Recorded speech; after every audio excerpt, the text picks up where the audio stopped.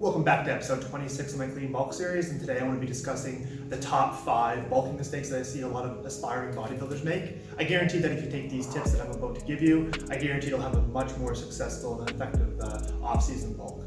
So the first mistake that I see bodybuilders make in terms of going into their bulking is they actually eat too high on the caloric surplus. In order to bulk, you do need to eat in the caloric surplus, but I think people take it way too far. They actually go by the eat big to get big mentality. I think that's still floating around there, and honestly that's far from true from a bodybuilding perspective.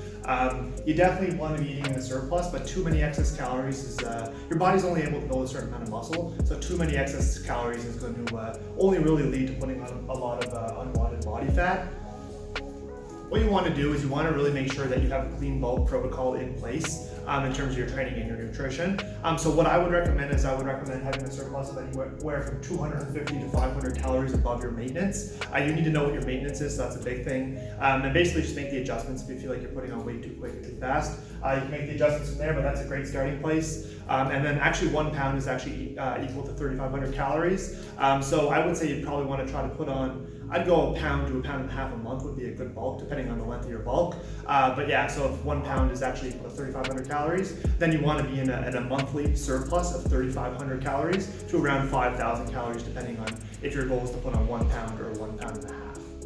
The idea behind a clean bulk is that you want to minimize your fat gain while maximizing your muscle growth, and that's the obvious, that's the short form, and that's kind of what everyone wants to do. But the longer the bulk that you have, the more you're able to actually spread that out, and the more effective it can be because you're primed for building muscle during your bulk because you're eating in a surplus, you're eating enough protein, carbs, you're basically getting your calories in. So yeah, you're primed for building muscle. So in terms of your bulk, the more you're able to spread that out, and the more you're able to give your body the chance to actually grow. But yeah, you definitely don't want to be, another assumption that people make is that as long as I'm eating clean foods, I'm not going to get fat and I can eat it basically as much as I want, and that's not true either. A calorie is a calorie, and at the end of the day, if you're over-consuming calories, no matter if it's clean or dirty, you still could potentially put on way too much weight or even get fat. So the second bulking mistake that I see a lot of people make is that they actually think that bulking means that they don't have to do cardio, and that's definitely not true. It depends on the person, but honestly, and your metabolism. But honestly, cardio is probably, there's different benefits for cardio as well. But honestly, people think that cardio actually burns muscle, and that's not true either. It's not the cardio that burns muscle. What burns muscle is being in a very low caloric deficit, which means you're below your maintenance, and you're actually just not eating enough calories, not eating enough protein, fats, and carbs. And this is commonly seen through either natural or even enhanced bodybuilders actually during contest prep, when they actually have to cut an extreme amount of weight or even a lot of weight really quickly. What happens is they actually don't have enough calories, they don't have enough carbs and fats to actually fuel their workouts, and they're normally prescribed higher amounts of cardio sessions, and that leads to that people making that assumption. But it's actually because your body doesn't have the fuel, the fats and the carbs to actually use as the fuel source, so it starts drawing from your protein. Therefore, your body is actually burning protein, and you can actually potentially lose muscle that way. But honestly, that is not true. Cardio does not burn muscle. If you're eating in a surplus, cardio is going to be actually a great tool. When bulking, I would totally recommend doing post-workout cardio. You don't want to be doing it before your weight training session because you want all your energy to be actually focused on that weight training session and making progress in the weight room, not just trying to make progress in cardio. So you want to use that energy while you're fresh and full of energy as soon as you get to the gym to actually hit that weight training session hard. But I mean, like cardio warming up, that's fine. If you're doing 5 minutes on the treadmill before your workout, that's fine. But there are a lot of benefits to doing cardio. Not only does it increase your endurance, so if you're trying to lift like big heavy compound lifts all the time, it actually can improve your endurance for those lifts. It's also got nice fat burning potential by doing a post-workout, and it also burns a lot of calories, so you're able to actually eat more from doing it, or you're able to get more nutrients in, and because of that, it's actually going to optimize your intensity that you're able to perform your workouts at. So that's the idea of the post-workout cardio. But you also want to make sure that the post-workout cardio, you're not doing too much of it, that it's actually going to put you at maintenance or in a deficit, because the idea of the bulk is to kind of eat in a surplus, to kind of put on a little bit of weight and to kind of optimize your muscle building potential. So you want to watch out for that, and then so you want to make sure that your cardio sessions are being tracked in that regards, and you can make the adjustment if you find yourself not putting on the weight that you want, or you're actually losing weight from the sessions. So my recommendations for your post-workout cardio is to perform about 15 to 30 minutes 2 to 3 times per week of post-workout cardio, and that's kind of low intensity cardio. I'd kind of just do a little bit of walking on the treadmill at a decently fast pace, maybe on an incline, but anything to kind of get you just a little bit out of breath and to kind of get you maybe a nice light sweat. But 15 to 30 minutes, 2 to 3 times a week is definitely a better approach in your bulking season than actually doing absolutely no cardio at all. So the third bulking mistake that I see is actually people thinking that you don't have to count macros during your bulk. And this is once again not true either. Honestly, it's probably more important or just as important that you actually track your calories because during your bulk, like I mentioned, you're primed to build muscle, you're in a muscle building state, you're getting enough protein, you're getting enough fat, you're getting enough carbs. But how do you really know if you aren't tracking it? You won't know if you're eating in that surplus. You won't know how much protein you're getting, how much protein you need in order to build your muscle, repair your muscles, how many carbs you need to fuel your workout. So by not tracking your calories, you're going to be very much inconsistent. There's going to be a lot of inconsistency within your diet, and it's going to actually, macro counting is actually really great for holding you accountable to your fitness goals as well. Many times a bulk can actually last up to 2 years, depending on how much time is required to actually put on the muscle or make the changes that you want. I know for an enhanced athlete, it can be much more, it can be longer because it takes a lot longer to build that muscle. So I mean, that's 2 years of your time that you're trying to make the best of the opportunity that you have. And by tracking calories, it's the most anabolic time really because you're primed for building muscle. You're going to be able to get the nutrients in. You're going to be able to get your protein in. So yeah, you definitely want to make the most of that 2 years. And 2 years can be a long time, and you can actually lose sight of your goals pretty quickly. And if you're planning on stepping on stage again, maybe you stepped on stage already and you're looking to do a bulk and you're looking to get back on stage once you make the changes after 2 years, that could actually disappear, and your urge to want to do that could disappear if you're not tracking your calories and if you're not holding yourself accountable, I guess, to your fitness goals. And you, going back to my first point, you won't really know, like I said, that you're eating in that surplus, that you're getting that 250 to 500 calories above. They can be too inconsistent. Some days you'd be going 1,000 calories over, and then other days you'd be going under. So that can create a lot of inconsistency within your diet, and you're honestly just better off just tracking your calories and taking the time to do so. With all the free apps that they have that are available to you for tracking your calories, like Lose It and MyFitnessPal, honestly, it makes tracking your calories a breeze. It makes it really easy. Personally, I like to use Lose It just because I've had some previous tracking history in there, and I didn't feel like it was. They do similar things, so I didn't feel like the switch was necessary. But I mean, honestly, just download one of those apps, and once you get some tracking history, once you get used to scanning things and doing it, it just becomes routine. And honestly, it takes like 10 minutes to track your entire day. So why would you want to forfeit all that hard work that you're putting into the gym to not put the time in outside of the gym by tracking your calories? And like I said, it takes a very minimal amount of time, 10 minutes maximum, and it's great for meal planning too. You're able to kind of plan out your days, and it gives you a summary of all your macronutrients that you're able to use. So my fourth bulking mistake is actually not committing to the bulk. Honestly, this is people that are indecisive. They choose to bulk for a little bit, and then they don't like it, and then they go back to cutting, and then they're like, well, I don't like cutting because I want to build muscle, so they try to go bulk. So it's just the indecisiveness, and this is actually a very common example of people that are like this or that experience this are bodybuilders who just finished doing a show, and they got so lean, they got so cut, they're able to see the striations, they're able to see all the hard work once you diet for the show and you put all that work in, and then they return to the gym and they start putting on weight, and they start getting scared because they start losing their abs a little bit, they start losing the cuts that they had, and honestly this can lead to them just being in this gray zone of not knowing whether or not to bulk or cut or what to do. And it could be because maybe even that they're scared of just fat gain in general because they were so lean. And this happens a lot with bodybuilders post-show. So what I would say to that is honestly just embrace it. Embrace the bulk, learn to love the bulk, because honestly, it's the most anabolic time, and you're able to put on, you're able to make the changes. It's what you need to do in order to further your physique. If you're eating constantly out of maintenance, or you're eating constantly in a surplus, like you would be doing if you're preparing for a bodybuilding show, you're not going to be able to make those changes because you're not giving yourself the calories that are needed to do so. So honestly, I think, like I said, a clean bulk approach where you're eating in 250 to 500 calories in the surplus, and just doing that consistently over time, and you're guaranteed to see results if you're training right, you're training hard, and like I said, your diet's in check. So honestly, I would just say to those people, just embrace the bulk. Learn to love what you're doing. Learn to love how you look, no matter if you are putting on a little bit of body fat, and just like I said, embrace it. A lot of times when you're doing a bodybuilding prep, I don't know if anyone out there has done a bodybuilding prep before, but you definitely experience the tunnel vision that you get when you're preparing for a show. It's honestly just you're in the gym, you're on such little calories, or you're, depending on where you are with your show contest prep, but you got that tunnel vision, you're just really focused on that one thing. And then after that happens, you're just lost. Like, you get bodybuilding depression, and then you don't know what to do, you don't know what's next. And honestly, this is very important for bulking. When you finish your contest prep for your show and you decide to bulk, set new goals. That's really, really important, because you're really focused on one thing for such a long time that now you don't know what to do. So by setting new goals, like one example of a good goal you could set would be to kind of get stronger, try to increase your strength on your progressive exercises by trying to progressively overloading on your exercises, track your workouts, start really focusing on making those strength gains. And that will give you something to take your mind off all that excess fat that you're putting on and how you look compared to how you used to look, and it will just take your mind off. It will present a new challenge for you. And another goal that you can set too is a lot of times after the show you have an idea of kind of what your weak points are and what you want to improve on. So make a program that's designed around fixing those weak points. I actually did I'm going to be doing a whole series on that, but I just recently started a new series on my channel called WEAKPOINT Wednesday.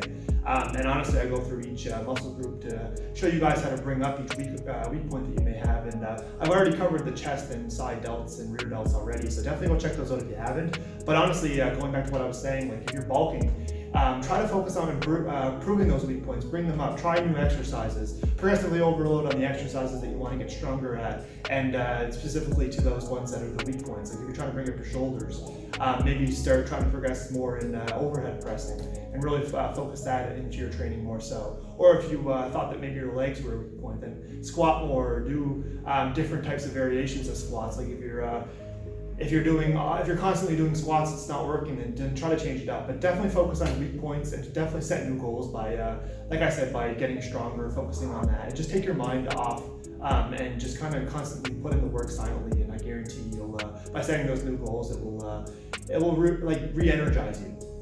And the fifth and final bulking mistake that I see is people not following a program or a training program or some type of bulking protocol. Honestly, there's a lot of people just go with the next cookie cutter program that's out there, and they expect that it's going to be what they need in order to make progress. And that's the problem. It's cookie cutter. You want something that's customized, and you want something that's periodized as well. You want something that's unique to your goals, because not everybody's the same. Not everybody's going to respond the same to the exercises, or even like the same exercises. There sure are exercises that should be included, fundamental exercises that you want to progressively overload on, like your bench, squat, overhead press, and deadlift. They should be, at some point, they should be staples within your program, and you should learn to master the form of those exercises. But honestly, those may not be the answer that you're looking for bringing up a weak point. So I think that it has to be customized, and you should definitely be looking to follow an effective training program.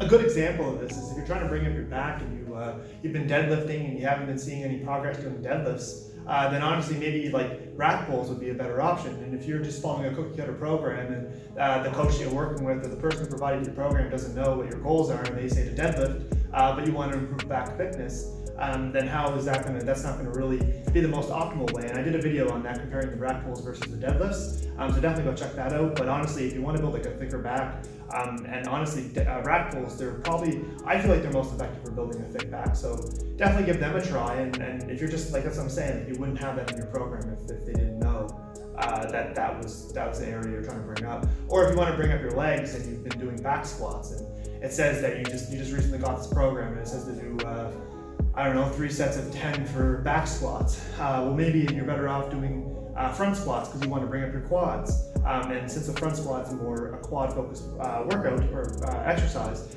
that's actually going to be more of an effective approach to actually bringing up your quads. So there's different substitutes like that need to be considered for making a program. And that's why not following a cookie-cutter program and following a program that's centered around your goals and centered around your weak points is definitely the way to go. Honestly, the bottom line is that a fully customized, periodized training program is going to get you much quicker to your goals than any type of cookie cutter program. And that's kind of what everybody wants. They want things to happen fast, and for fitness, that's not always what happens. But if you're going to improve your chances by actually following a periodized program. You're not going to plateau as quick. You're going to be swapping exercises in and out when it's needed. And I mean, you're going to be focusing on the fundamentals too, which should be in any program, which is going to be, like I said, your squat, your bench press, your overhead press, your deadlift. Those kind of movements make up the foundations of any strength and conditioning program, and those are very important. But like you can swap those out at any time, and that's what a periodization training program takes into consideration, is what you're focusing on. Specifically, block periodization depends on what block you're in, or where you're at with your fitness goals or your training. So honestly, that's the bottom line. And I am working on a natural lifting program, like I mentioned. That's going to be perfect for people who are natural lifters or beginner to intermediate, who are in the bulking stage. I'm going to be providing you with a very optimal training program that's going to be taken into consideration all the sets, the reps, the exercises, everything that you need organized for you. It's going to be 8-week periodized training program. So like I said, I am working on that. So that's a great idea if anyone's interested in getting a program instead of just following a cookie cutter program. I'm going to take into consideration more so of the natural lifter and the beginner to intermediate lifter. So that's kind of how it's not cookie cutter. It's more geared towards a specific certain type of people. So if you're one of those people, then definitely it's going to be launching on my website Friday, November 8th. So definitely look out for that. And if you're interested, it's going to be for a very affordable price. So I guarantee it's going to be an effective program for sure. And I also do online coaching as well. So if you want more of a tailored approach, and then that's what it's all about for your bulking, is you want someone to work with one-on-one. So I do offer online coaching where I give you a customized periodized training program, a customized nutrition plan with macro targets, one-on-one weekly check-ins, and everything that you need, all the tools that you need. But going back to what I said, I think that you need to follow an effective program if you want to get from point A to point B the most effectively. And make sure you have something in place and you're not just you're not program jumping and going from one program to the next because you didn't like it and it didn't meet align to your goals. All right, so that's going to conclude this week's episode of my top 5 bulking mistakes that I see people making. Definitely try to not make these mistakes when you're bulking. I guarantee you'll have that much more of a successful bulking season. And honestly, fitness is just like anything. You get what you put in. And if you're not putting in 100%, then it's definitely going to show in the results that you're seeing. So definitely put in 100% with everything that you do, especially with fitness, and I guarantee it'll pay off for you. Make sure you subscribe to my channel. I'd really appreciate it. I got a lot of great videos like this in the works. Educational videos, motivational videos, training videos, workout videos, tips and technique videos, anything really that I feel that I want to cover. I covered in my Clean Bulk series. And if you guys got any suggestions for topics you'd like me to go over, then definitely leave it in the comments. But yeah, my Clean Bulk series is more geared towards that kind of content. So make sure you subscribe to my channel and also hit the bell notification as well, so you make sure you get notified when a video drops. Like I said, I'm doing more uploads. I'm doing a twice-a-week upload schedule now, and it's working great for me. So I'm getting the content out to you guys for you guys to take advantage of and actually use into your guys' training. So make sure you hit the bell notification to receive the notifications, and also like the video as well. It raises some awareness for my channel, and it might expose somebody who wants to see my content to see it, and they might be able to benefit from it. So definitely subscribe to my channel, hit the bell notifications, and like the video as well. And if you'd like to see more videos from me, I also do have a WEAKPOINT Wednesday series that I recently just created. It's actually covers each muscle group. I'm in the process of doing that. I actually covered the chest, and then the side delts and the rear delts, so I have those videos out. So if those are weak points for you, then definitely go check them out. I have a playlist on my channel. A big part of the bulk is actually improving on your weak points if you're coming off a show or your contest prep, or you're just looking just for lifestyle goals in general, just kind of focus on things you need to bring up. So I not only go through the anatomy of it, but I also kind of, I'll give you a program, and I give you what I feel the most optimal exercises for doing that. So I guarantee that if you check out that series, you'll definitely benefit from it, and it will improve your off-season bulk. And episode 12 of my East Coast Fitness podcast is going to be uploaded on October 24th, which is going to be Thursday. You can find my podcast on Spotify just by searching the East Coast Fitness Podcast. And honestly, I love doing it because it allows me to elaborate on more topics, allows me to present more material, and it's able to educate people and just kind of put more content out there for you guys to enjoy. So it's perfect for people that are looking to have something on. Maybe if you're doing you're at work and you need something to kind of pass the time a little bit, or you're doing your post-workout cardio, or you just want to stream it if you're in the car, maybe you're driving. It's perfect for all those different occasions.